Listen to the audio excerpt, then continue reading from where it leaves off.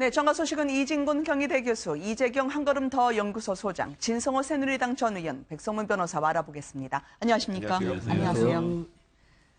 지금 헌법재판소는 전쟁 중입니다. 오늘 증인신문 마지막 날인데요. 잠깐 휴정이 됐습니다만 잠시 뒤에 다시 개정할 것 같습니다. 대리인단이 일제히 총공세에 들어갔는데요. 방송으로 다 해드리지 못할 막말이 지금 터져나오고 있습니다. 자, 마지막 날 이게 무엇일까요? 대리인단의 지금 한 얘기를 보면은요. 성경 구절도 인용이 되고요. 자멸, 내란이라는 말까지 나오고 있습니다. 그러니까 사실 이제 박근혜 대통령의 대리인단 입장에서 보면 헌재 의지가 굉장히 강력하다는 걸 알고 있잖아요. 네. 최소한 3월 13일 이정미 권한대행이 퇴임하기 전까지는 선고를 이루게 하겠다라는 의지를 강력하게 피력한 상황이고, 네. 뭐 관련해서 증인 신청을 해도 안 받아주고, 뭘 해도 뭐 3월 2일날 3일로 연기해달라도 안 받아주고, 그런 과정이 되다 보니까 오늘은 대체로 나오는 얘기들이 지금 당신들 공정하지 않다. 네. 그러니까 헌재가 공정하지 않다는 걸 계속 강조하는 거예요. 말씀하셨던 네. 것처럼 거기다가 지금 박근혜 대통령은 지금 언론에서 마녀사냥에서 이렇게 불쌍하게 만들어놨다. 그리고 오늘 사실 저는 제일 황당했던 게 뭐냐면 네. 정세균 국회의장부터 시작해서 국회의원들 각 당 원내대표 네. 뭐 그때 국회 관련된 분들 대거 또 증인 신청을 했단 말이에요. 박한철 소장도 부르시던데. 박한철 소장도 네. 부르고요. 그러니까 이게 애시당초 탄핵 소추 자체가 잘못됐으니까 네. 이건 심판 진행할 게 아니라 각하해야 된다. 문제는 네. 근데 얼마 전에, 그러니까 이게 최초 이게 시작이 되고 나서 이게 본안으로 들어와도 되는지 아닌지와 관련해서는 법무부에서도 의견을 내서 적법하다는 의견을 냈고요. 양쪽 네. 대리인 다 그 부분을 문제 삼지 않기로 했는데 지금 와서 이제 애시당초 시작부터 문제 삼기 시작했어요. 네. 그러니까 탄핵 심판 과정 전체의 공정성, 적법성이 다 문제가 있다는 것을 계속 강조하기 위함이 아닌가. 결국은 네. 헌재 안에서는 해결할 수 없으니 대외적으로 장외적으로 메시지를 내는 게 아닌가. 그렇게밖에 볼 수 없을 것 같습니다. 만약에 이거를 군으로 한다면 다연발포가 쏟아지고 있습니다. 강일원 재판관 개인에 대한 공격도 있고요. 미국에서 공부했는데 기본 법률 지식을 알 거다. 죄 없는 자가 돌을 던지라. 세월호에 대해서는 이 여성 대통령에 대해서 10분 단위로 행적을 보고하라고 한다고 하면서 다시 여성 대통령이 나왔어요. 그렇죠. 그러니까 김평우 변호사의 말을 들어보면요. 일단은 헌법재판소 제도 자체를 부정합니다. 헌재는 국민 세금을 쓸 가치가 없는 곳이다. 네. 그러니까 헌재에서 이야기하면서 헌재를 무시하고 지금 말씀하신 것처럼 강일원 재판관에 대해서 미국에서 공부했으니까 뭐 법률 지식을 알 것이다. 또는 당신은 저쪽 국회 쪽의 수석 대리인 같아. 이런 네. 아주 모욕적인 이야기를 합니다. 그럼 판사를 앞에 놓고 예컨대 변호인과 검사가 판사를 무시하는 발언들 아닙니까? 그러면 이분은 차라리 밖에서 헌법재판소에 대한 세미나를 하시면 됩니다. 네. 왜 여기 나와서 이렇게 하는지. 또 두 번째는 자, 국회의장 불러라. 전 헌재소장 불러라는 뭐냐면요. 이미 다 끝난 논쟁을 새로 시작하겠다는 겁니다. 근데 국회든 헌재든 간에 이런 게 있습니다. 나이가 70이든 80이든 20살이든 30살이든요. 그 자리에 있는 변호사나 재판관은 그 자기 직책에 충실하면 되는 겁니다. 네. 자, 이분들이 볼 때는 70, 80대 변호사들이 있습니다. 여기는요. 이분들이 볼 때는 아마도 헌재 재판관들이 한참 후배고 우습게 볼지 모르지만 이분들 전부 다 국회 추천받아서 온 분들입니다. 그런데 지금 여기서 새로 이런 논쟁을 하겠다? 이유가 뭐겠습니까? 제 개인적인 생각으로는 시간 끌겠다는 것입니다. 그리고 네. 본인을 갖다가 무시하겠다는 건데 이거를 지켜보는 국민들 마음은 정말 아플 것 같습니다. 무엇보다도요, 지금 국회식 필리버스터를 연상하는 분들이 헌법재판소 내에서 많아지고 있다는 후문이 들리고 있습니다. 무엇보다 김평우 변호사만 보더라도요, 1시간 35분을 이야기를 했다고 하는데요. 자, 증인 대거 신청에 이어서 1시간 이상의 변론, 저걸 어떻게 봐야 될까요? 네, 일단 뭐 김평우 대리는 초콜릿을 많이 준비해왔다고까지 얘기를 했는데요. 아, 당뇨 문제가 때문에 있다고 지난번에 그랬죠? 변론 그래서 직전에 말씀을 다 하지 못하셨던 아쉬움이 예, 남았는데 오늘 그래서 배려를 하셨던데요? 예, 이정미 권한대행은 또 말씀할 수 있는 기회를 드린 거죠. 네. 근데 사실 이걸 오늘 보면 있을 수 없는 일이 지금 헌법재판소 법정에서 벌어지고 있는데 네.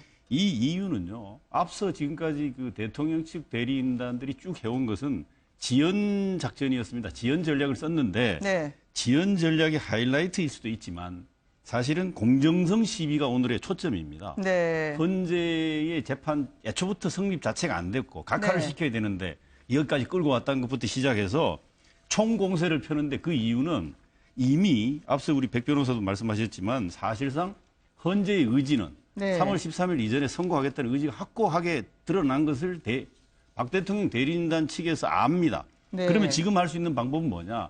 공정성 문제를 최대한 시비를 걸고 있는데 이것은 결국은 여차하면 불복하겠다는 이 헌재의 네. 판결 자체를 불복하겠다는 쪽에 그 포석을 깔고 있다는 느낌을 지금 네. 상당히 지울 수가 없는 그런 상황입니다. 그러나 자세히 우리가 지금까지 과정을 보면 헌법재판소는 나름대로 최선을 다해온 겁니다. 네. 16차례의 이제 변론기를 정해서 해왔고요. 이것은 그 노무현 전 그 대통령의 탄핵 심판 때는 7차례 하고 종결을 했지 않습니까? 네. 거기에 비춰보면 물론 사안도 여러 가지가 더 있긴 합니다만은 충분히 했고 또 많은 증인을 대통령 대리인단 측에서 신청을 했지만 그 증인들 스스로가 불출석을 했습니다. 네. 불출석하는 사람들을 계속 위에서 한다고 하면 이건 헌법재판 자체 진행이 안 되기 때문에 그 충분히 기회를 주고 해서 그 증인 그 채택 자체를 취소해온 과정을 우리가 객관적으로 다 투명하게 볼 수 있었지 않습니까? 그런데도 계속 오늘처럼 저렇게 필리버스터에 가까운 형태를 보이는 것은 네. 그리고 그 내용을 들여다보면 사실 막말에 가까운 부분, 법정에서 볼 수 없는 도저히 그런 것까지 하는 것은 이미 되돌릴 수 없다는 대리인단 측의 판단이 이미 성립 전제가 돼서 지금 네. 이러한 그 아마 그 모습을 보인다고 보고요. 네. 그러니까 공정성 문제를 계속 훼손을 가하려고 하는 그 점에 아마 목표가 있어 보인다. 이준건 교수님, 오늘 지금 헌법재판소에 참석했던 기자들 전원에 따르면 1시간 35분의 저 변론에 강일원 재판관은 계속 눈을 감고 있었고 눈을 뜨지 않았다고 합니다. 상당히 어떤 파국이 올지 모르는 상황에 저희가 지금 처해 있는 것 같은데요. 특히 이 점, 여성 하나를 놓고 법조계 엘리트들이 그대로 인용을 하겠습니다. 이러고 있다. 개인 지식으로 강일원 재판관이 윽박을 지르고 있다고 하는데요. 여기서 여성 대통령을 이야기를 하고 여성 대통령의 세월호 10분 간격으로 보고를 받으려 한다라는 거는 어떤 거를 의도해서 한 말일까요? 이 국민들에게 정서적으로 이제 호소하는 거죠. 네. 다른 사람들은 그 여성이라는 데 약한 이미지가 있으니까 여성 대통령을 이렇게 핍박할 수 있느냐. 그다음에 네.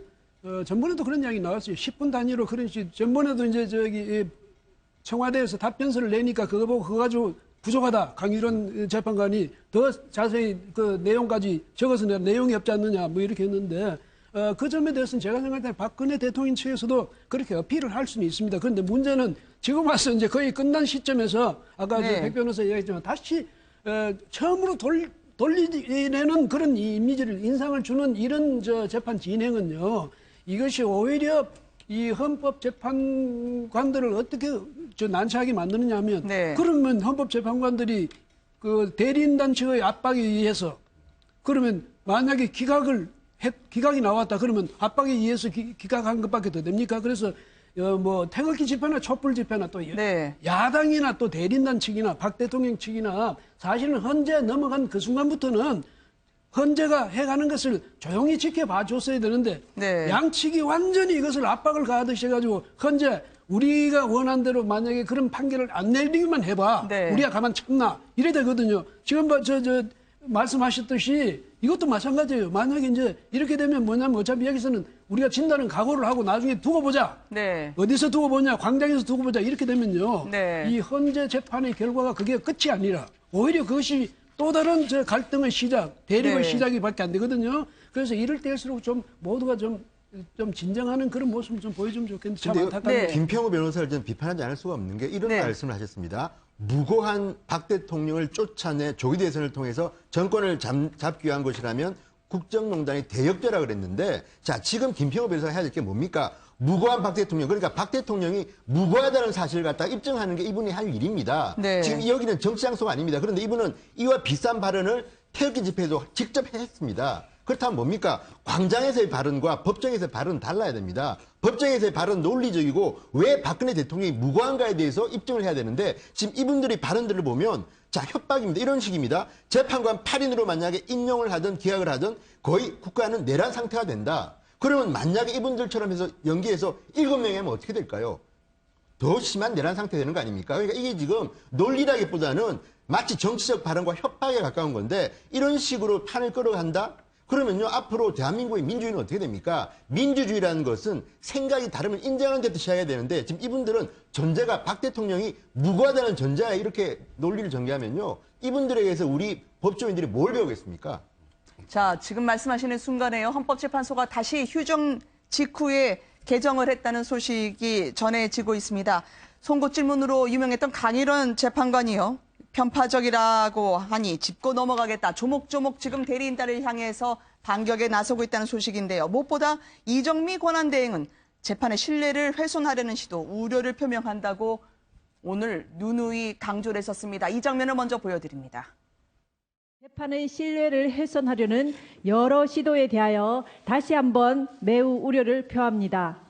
이 심판정에 계시는 모든 분들은 재판 진행을 방해하는 행위를 절대 삼가해 주시기 바랍니다. 자, 지금 강일원 재판관의 발언이 계속 보도가 되고 있는데요. 현재 전해지는 소식에 따르면 김평우 변호사 헌법재판 많이 해보지 않은 것 같다라고 지금 반격에 들어간 것 같습니다. 자, 이거 어떻게 되죠? 강일원 주심이 화가 나실 수밖에 없는 상황이긴 합니다. 그러니까 네. 법정에서 있을 수 없는 얘기들이 많이 나오니까 이 부분에 관련해서 짚고 넘어가시겠다는 건데요. 맨 처음에 강일원 주심에게 뭐 국회 수석 대변인 같다라고 표현을 했던 이유가 뭐냐면 아니 국회 측에서 질문 다 했는데 왜 다시 껴서 또 질문을 하느냐. 네. 근데 사실 주심이 당연히 질문을 하는 거거든요. 네. 증언이 모순되면 질문하는 게 재판관의 임무입니다. 근데 그러다 보니까 그런 부분 김평우 지금 변호사가 얘기한 거를 헌법재판 많이 안 해보셔서 그런 것 같다. 네. 그리고 또 이제 계속 미국에서는 이런 식으로 절차가 진행될 수 없다는 거를 김평우 변호사가 계속 강조하니까 미국 법정에서도 지금 당신들처럼 이렇게는 안 한다. 이런 얘기들을 하면서 지금 오히려 그 공세에 나서고 있는 상황인데요. 사실 헌재 입장에서 아까 이정미 선임 재판관이 했던 얘기들이 사실 그동안에 저도 변호사를 하고 있지만 법정에서 처음 보는 일들이 너무 많이 생기다 보니까 뭐 서석구 변호사 같은 경우는 태극기를 두르고 나오고 그리고 김평호 변호사는 법 얘기를 해야 되는데 밥 얘기하시고 네. 그리고 오늘 와가지고 또 지금 이런 또 편파적이라는 얘기를 계속 하다 보니까 헌재 재판관들 입장에서는 결국 우리의 공정성을 흔들려는 시도다. 왜냐하면 지금 하시는 그 내용 중에 법에 관련된 내용이 있나요? 네. 없어요. 그러니까 이거는 거의 인신모독적인 발언이나 그냥 박근혜 대통령을 아무 근거 없이 무조건 옹호만 하는 발언입니다. 네. 그러니까 이게 정치적으로 수사를 자꾸 하다 보니까 이제 어느 정도 한계에 다다른 것 같고 그러다 보니 이런 부분을 조목조목 지금 지적하시는 것 같습니다. 자, 그럼 이렇게 되면요. 대통령 측 대리인단 마지막 총력전을 벌이고 있는데요. 오늘 바로 이 법정에서 박 대통령이 최후 진술을 할 것인지 결정이 되지 않겠습니까? 아직까지 이에 대한 통보를 하지 않은 것으로 전해지고 있습니다만 어떤 결론이 날까요? 이렇게 되면 저렇게 끝까지 가자.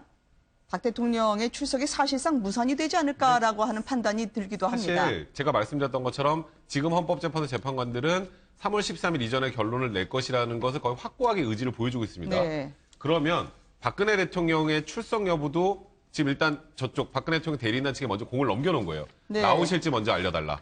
그럼 이제 오늘 저 공방이 다 끝나면 이제 글로 넘어가게 될 겁니다. 네. 그럼 나오신다면 뭐 예를 들어서 박근혜 대통령 대리인단 측에서 그럼 3월 2일이나 3일에 나오겠다. 네. 라고 하면 헌법재판소 재판관들이 안 받을 가능성이 많습니다. 네. 그거는 뭐 말 그대로 3월 14일 이후에 선고해달라는 의미이기 때문에 헌재에서 아마도 3월 27일 그럼 나오시면 우리가 그러면 최종 변론기일에서 3일의 여유를 드리겠다 정도로 정리를 할 텐데 그렇게 되면 아마도 박근혜 대통령 대리인단들은 자리를 박차고 또 공정하지 않다라고 외치고 네. 나가면서 박근혜 대통령은 사실 출석을 하시게 되면 소추연단들 질문도 받아야 되고 그리고 지금 헌법재판관들의 질문도 받아야 되는 상황이 됐습니다. 네.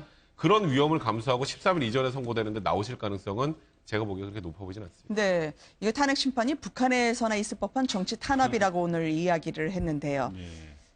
그 말씀들이 이게 법정에서 나올 수 없는 말들이라 네. 그러니까 뭐 각 속속 보도가 나오고 있습니다만 뭐 하나하나 일일이 언급할 가치가 지금 없다고 보여지는데 네. 그러니까 저는 그 말씀을 꼭 한번 다시 환기해서 말씀드리고 싶어요. 사실은 대통령이 지금 그 직무 정지 상태에 지금 빠져 있는 거는 네. 국정의 이게 공백이라든가 여러 가지 문제가 지금 야기되고 있는데 오히려 말입니다. 대통령 측이 빨리 이걸 종결하기를 원해야 되는 겁니다. 네. 상식적으로 보면 지극히 평범한 상식으로 보면 아니 죄가 없는데 빨리 종결하고 업무를 복귀해가지고 정상적으로 국정을 수행하는 게 나라를 위한 일이 아니겠습니까? 네. 태극기 들고 길거리에 나오거나 촛불 들고 나오는 게 이게 얼마나 소모적인 논란입니까? 그래서 이 부분에서도 역설적으로 시간을 질질 끈다는 것 자체가 뭔가 문제가 있다라고 하는 걸 스스로 자인하는 것 같은 네. 이게 정말 상식적으로 짚어보면 그런 느낌 지울 수가 없고요. 네. 저는 우리 백 변호사님 말씀에 공감하면서도 약간 좀 다르게 느껴지는 부분 중에 하나는 그 아마 그 대통령 대리인단 측에서 아마 대통령이 고심해서 헌재에 출석할 수 있는 여부 문제인데 이건 어떤 면에서는 대통령이 쓸 수 있는 마지막 카드일 수 있습니다. 그렇죠. 뭐 할 수 있는 모든 걸 다 해보겠다는 쪽에 아마 총력전의 관점에서 보면 그러면 앉아서 그냥 인용되거나 앉아서 아무 액션과 뭐 조사를 받은 적도 없고 아무 행위도 하지 못하고 기자들하고 간담회하거나 네. 일부 그 개인 인터넷 TV하고 대담하는 걸로 박 대통령이 그냥 지나갈 수는 없다.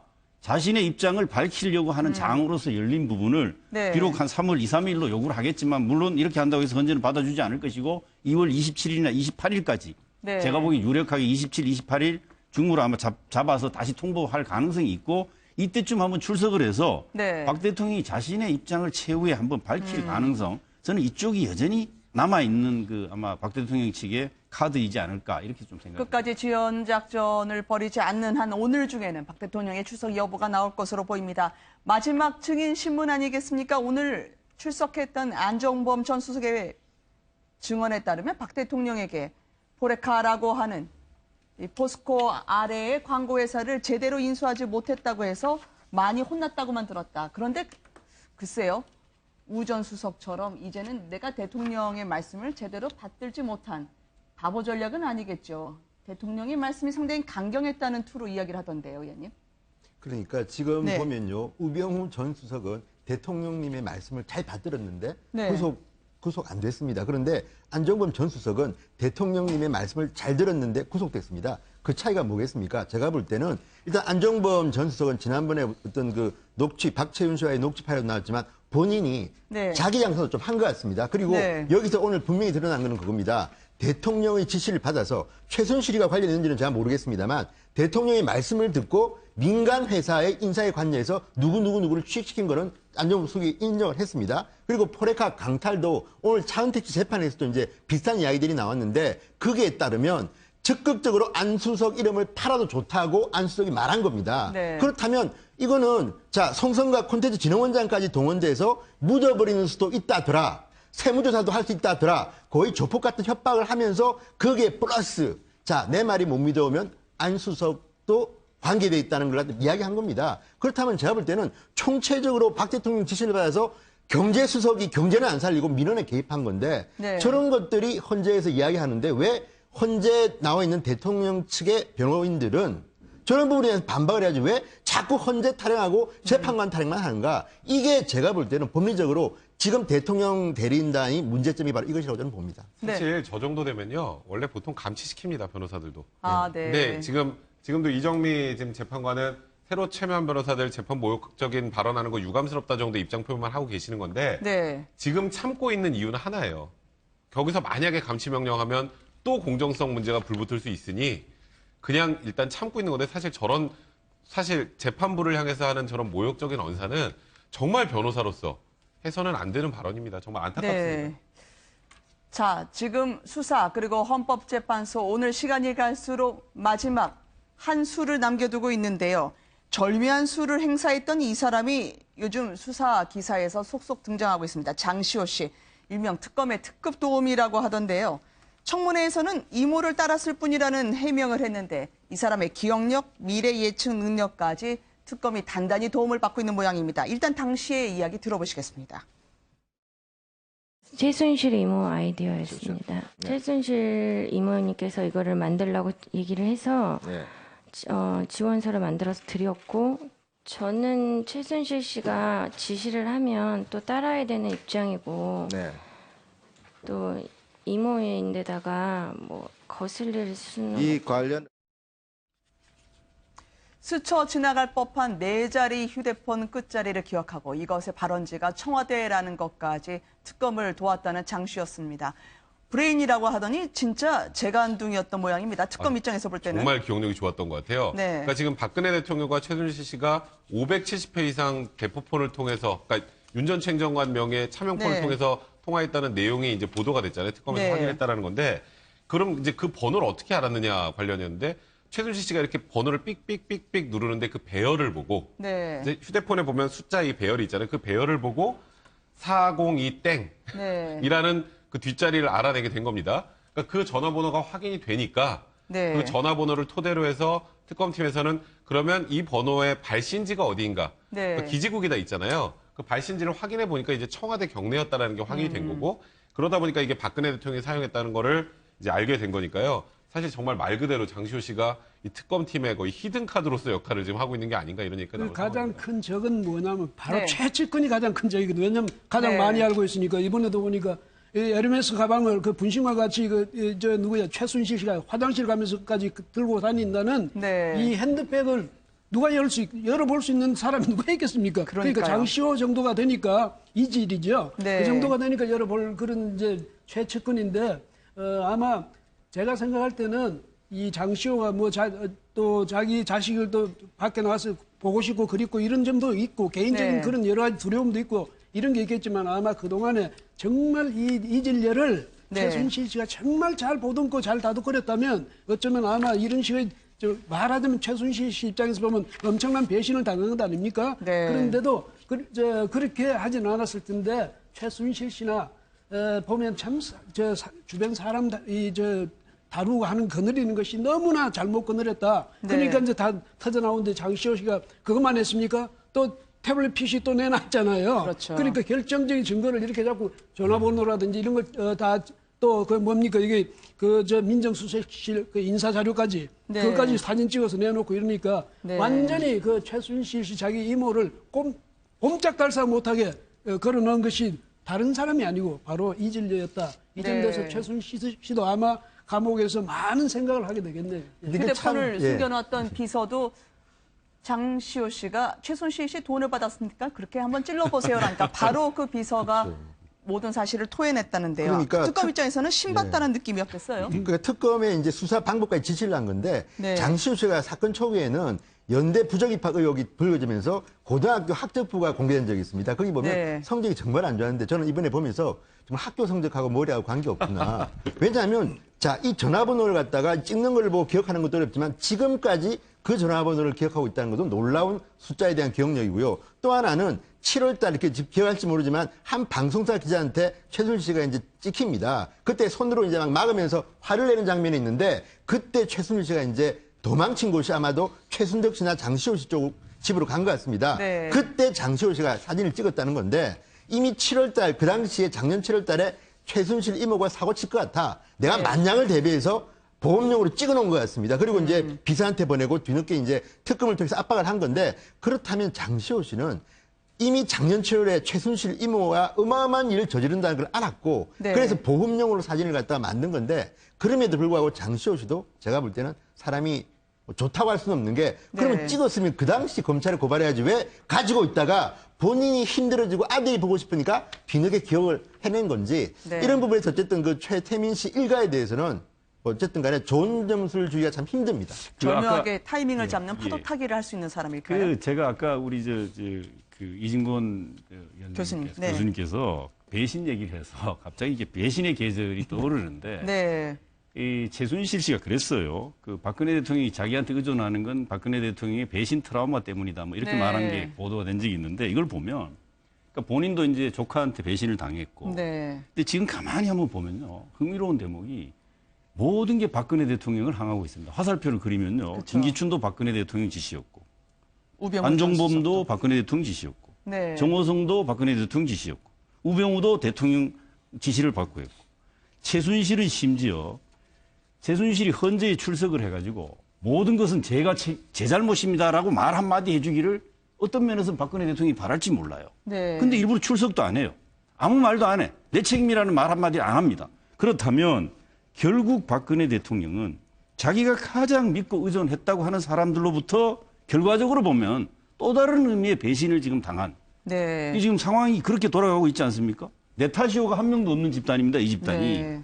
그럼 박근혜 대통령은 자기의 잘못은 기본적으로 뭐 당연하다고 치더라도 네. 이런 사람들로부터 또 배신당하는 그런 심정이 어떨지 그러면 참 뭐 제가 뭐 하여튼 그게 되게 궁금해지는 그런 상황인데 결국은 지금 보면 이 다시 배신의 계절이라는 말이 떠오르게 하는 그런 지금 상황이 아닌가 싶습니다. 최순실 씨도 그럼 나중에 좋아하는 프로그램이 동물의 왕국이 될까요? 배신을 하지 않는, 배신 트라우마에 시달릴 수 있는 최순실. 이렇게 되면 장시호 씨는 혹시나 말이죠. 네. 검찰, 특검, 협조가 상당해서 감형을 받을 수 있는 그건 건가요? 구형에 확실히 반영이 됩니다. 아, 그래요? 일단 이렇게 정말 중대한 사건에 물론 연루돼 있는 사람이지만 다른 사람이 그러니까 쉽게 말해서 검찰과 특검이 입증하기 힘든 내용들을 이렇게 조력을 해주게 되면 수사에 적극적으로 협조하고 본인의 죄를 깊이 뉘우치고 있다라는 문구가 들어가면서 네. 구형이 이제 통상 예를 들어서 뭐 2년을 구형할 거를 1년을 구형한다던가 구형량을 대폭 낮춰주고요. 그리고 재판 과정에서도 이제 재판부 입장에서 봤을 때 특별한 그전에 다른 전과가 없이 이렇게 이 국정농단 전반을 밝혀낼 수 있는 여러 가지 조력을 해준 부분을 높게 사서 네. 지금으로 봐서는 지금 횡령액수 부분에서 좀 다툼이 있지만 뭐 지금 상황에서는 집행유예 가능성이 이제 높지 않을까. 지금 현재 네. 구속돼 있지만 그런 생각이 좀 듭니다. 네. 자, 박 대통령 혹시 탄핵 심판의 결정이 내려지기 전에 하야를 하는 게 어떠냐라는 게 보수에서 바른정당도 그리고 자유한국당에서 일제히 나온 발언이었는데요. 서로 화합은 잘 안 되는 모양입니다. 오늘 임명진 비대위원장에 대해서 김무성 전 대표가 직격탄을 날렸습니다. 아니 목사님, 법인카드로 호텔에서 왜 이렇게 고급 식당 가시면서 긁고 있나요?인데요. 한번 들어보시겠습니다. 이런 두 얼굴의 임명진 목사는 야누스의 얼굴입니다. 임명진 목사께서는 더 이상 성직자의 이름을 더럽히지 말고 교회로 돌아가시기 바랍니다. 연일 언론에 나오는 얼굴 이거 즐기지 마시고 또 국민의 세금으로 지급된 법인카드로 비싼 특급 호텔 식당 즐기지 마시고 교회로 돌아가시기 바랍니다. 이 듣는 분들은 솔깃할 수 있습니다. 목사님의 특급 호텔 그리고 고급 음식까지 얘기 들으면 말이죠. 전 당시의 새누리당 윤리위원장이셨죠. 이준건 교수님, 저 법인카드 괜찮은 건가요?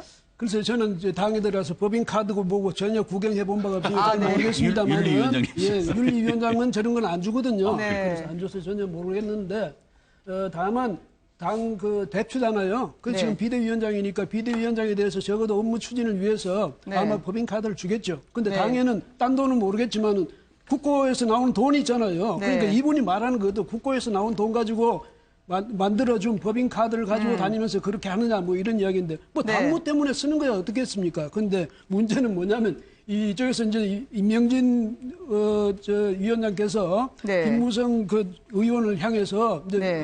그쪽에 바른정당을 향해서 말하자면 여기 또 배신 이야기가 나오네. 그렇죠. 인간 도리를 못한 사람들이 이렇게 해서 공격을 하니까 네. 이제 맞받아 친 거예요. 그러면서 목사님은 교회에나 계시지 왜 당에 와서 이러시냐? 그 이제까지도 나온 얘기예요. 나온 네. 얘기인데 사실 제가 볼 때는 양측이 다 참 안타깝습니다. 뭐냐면 유일한 보수 정당을 지키지도 못하고 오늘 와서 저렇게 분열돼 있으면서 그럼 서로가 말이죠. 무슨 어떻게 합쳐질 결속할 수 있는 아니 뭐 흔히 요즘 말하는 제3지대든지 뭐 제4지대든지 어디 가서든지 네. 다시 보수 정치 세력을 뭉칠 수 있는 그런 계기를 만드는데 두 분이 다 앞장서야 될 텐데 오히려 전 저렇게 싸우고 있어요. 그 네가 잘했네, 내가 잘했네 하면서 심지어 카드를 뭐 어디서 쓰냐 마냐 이 상황까지 나오는데 네. 제가 볼 때 그 점이 참 안타깝고요. 네. 그래서 두 분 마찬가지 지금 두 분이 책임을 져야 될 건 뭐냐면 유일했던 그 보수 정당 이렇게 깨뜨려 가지고 완전히 거의 이 지금 해체 상황에까지 몰아넣은 데 대해서 두 분이 같이 책임 의식을 가지시고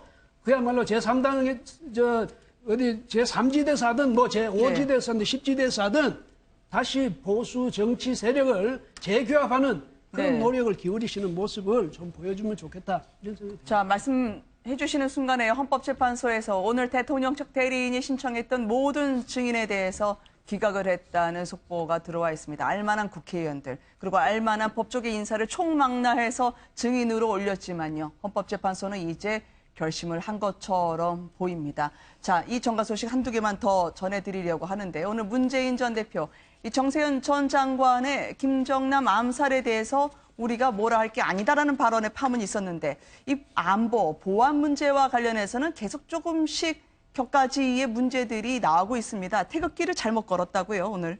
뭐 그런 보도가 있긴 했네요. 네. 지금 화면에 나오고 있는데 저건 이제 아마 주최 측에서 네. 저런 부분에 대해서 좀 더 아마 세밀하게 신경을 썼어야 되는 문제이고요. 네. 지금 뭐 문재인 문재인 후보라 그래야 됩니까? 대표의 문제는 아니라고 보여지고 네. 또 아마 주변에 가까이서 이렇게 참 선거 캠프에서 활동하시는 분들이 각각이 갖고 있는 생각 같은 것들이 있는데 네. 그 부분에 대해서 아마 대표나 후보가 일일이 다 그거 할 수는 없는 거고요. 네. 뭐 본인이 문재인 후보는 안보에 관해서는 보다 진짜 안보론을 강조하고 있지 않습니까?